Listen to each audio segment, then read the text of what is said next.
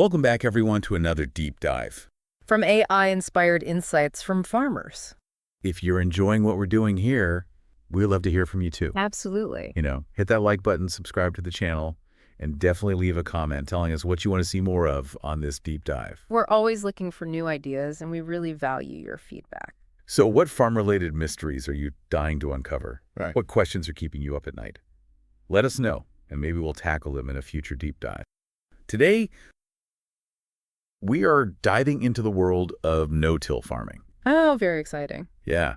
Some of our listeners may be completely new to farming in general, or maybe just curious about this no-till method. Sure. Either way, we'll break down what makes it unique and why it's gaining so much attention. Absolutely. So to help us understand all of that, we have an expert here who is going to walk us through the specifics. Wonderful to be here. Yeah. So you know what no-till farming actually involves, what crops do well with this method, and some of the challenges that come with it. So maybe start, for those of us who are just starting to learn about this, can you explain what exactly no-till farming is? Yeah.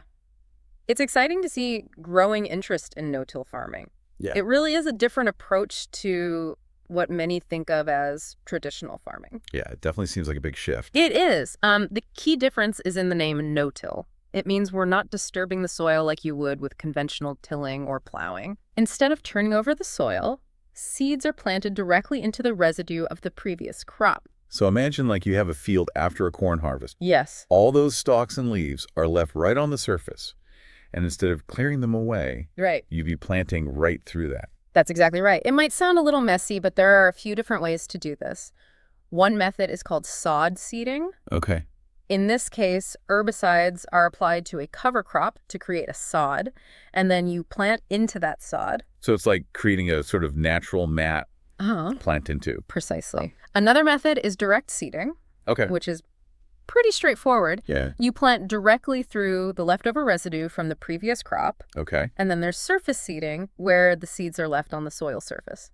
Got it. No digging involved in that one. That's fascinating. I mean, it is so different from the image of plowing that many of us have. It is. What drove the development of these no-till methods? Like, what are the advantages? Well, the benefits are pretty remarkable. Yeah. And they touch on a few different areas.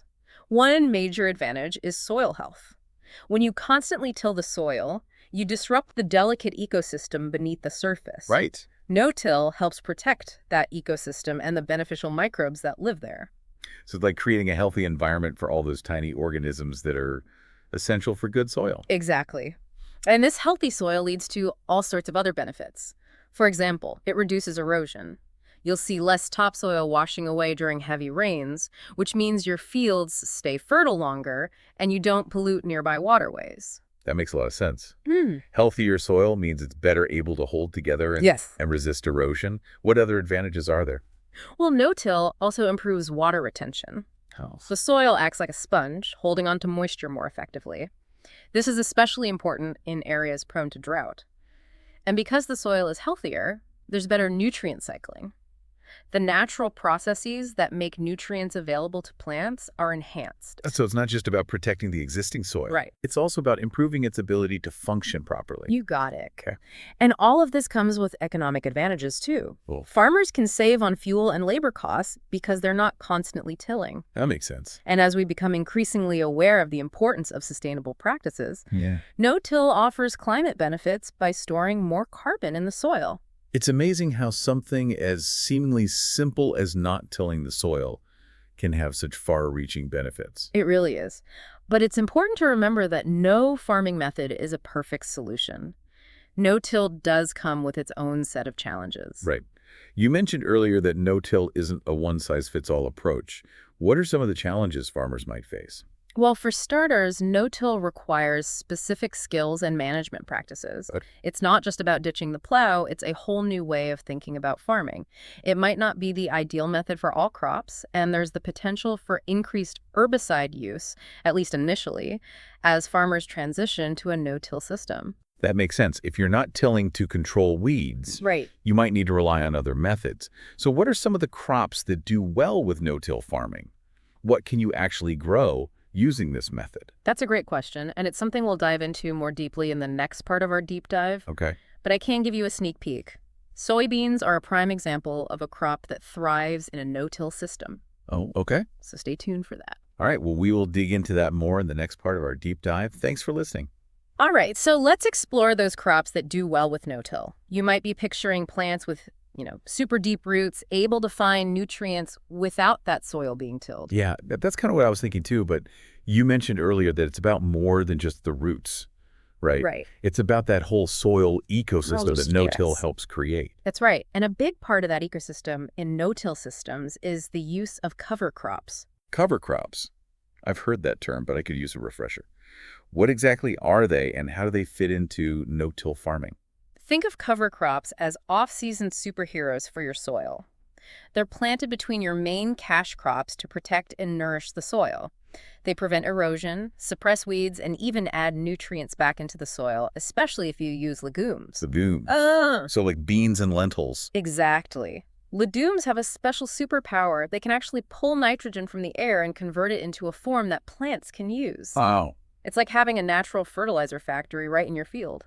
That's incredible. So you're saying that cover crops, especially legumes, can really boost the health of the soil. Absolutely, and they thrive in no-till systems. Okay. Popular choices include hairy vetch and crimson clover. Oh. They provide a natural mulch that helps retain moisture and keep weeds in check. Yeah. And when it's time to plant your cash crop, you can plant right through that cover crop residue. So it's like building a healthy foundation for your main crops.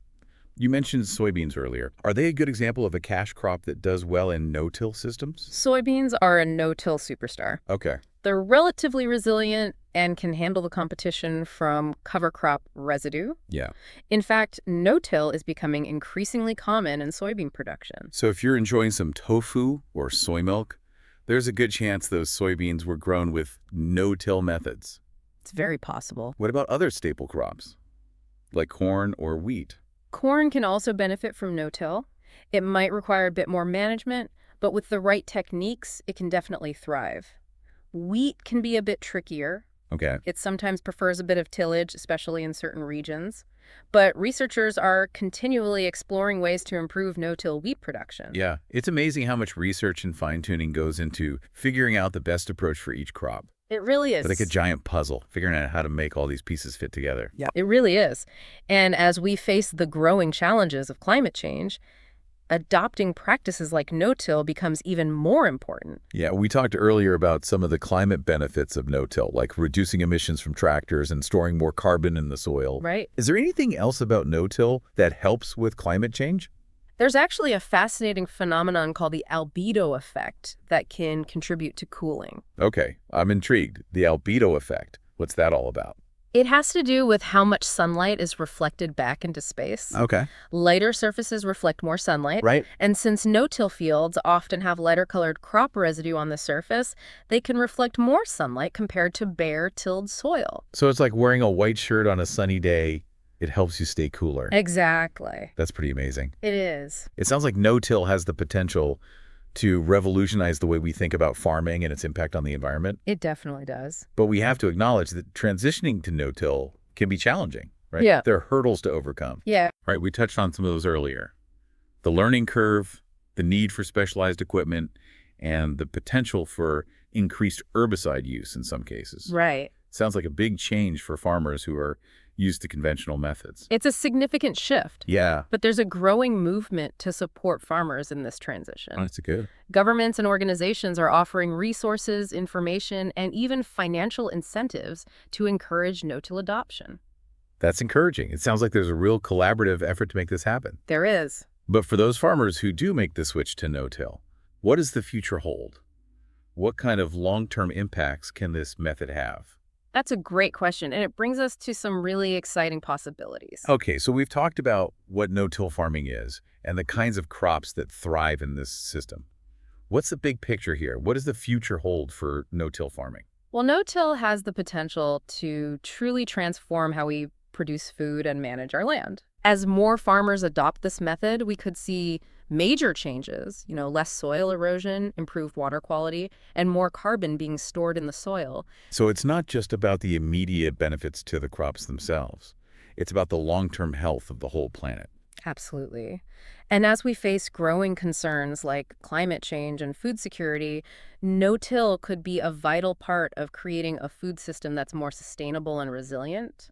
It's almost mind-blowing that something as seemingly simple as not tilling the soil could have such a huge ripple effect. It really highlights how interconnected everything is. Yeah. And it shows that even small changes, when adopted on a large scale, can have a truly profound impact. Yeah. This has been incredibly eye-opening for me, and I hope our listeners feel the same way. Yeah. No-till farming is clearly more than just a different way of planting. It's a whole new way of thinking about our relationship with the land and the food we grow. I completely agree. Well, it's been great having you. It's been a pleasure exploring this topic with you. Before we wrap up, any final thoughts for our listeners who are eager to learn more about no-till farming, or maybe even explore ways to support it? I'd say keep digging. There's a wealth of information available online and in your local communities. Yeah. The Rodale Institute is a fantastic resource. They've been pioneers in no-till research and education. You can also check out the USDA Climate Hubs for region-specific information. Great suggestions. And even if you're not a farmer yourself, you can still support sustainable agriculture by making conscious choices about where your food comes from. Absolutely. Look for farms that prioritize soil health and environmental stewardship. Every choice we make can contribute to a more sustainable future. Well said. A huge thank you to our expert for taking us on this deep dive into the world of no-till farming. It's been a fascinating journey. My pleasure. And to our listeners, keep those gardening gloves handy and stay curious about the world around you. Until next time, happy digging. Hitting that like button and smash that subscribe.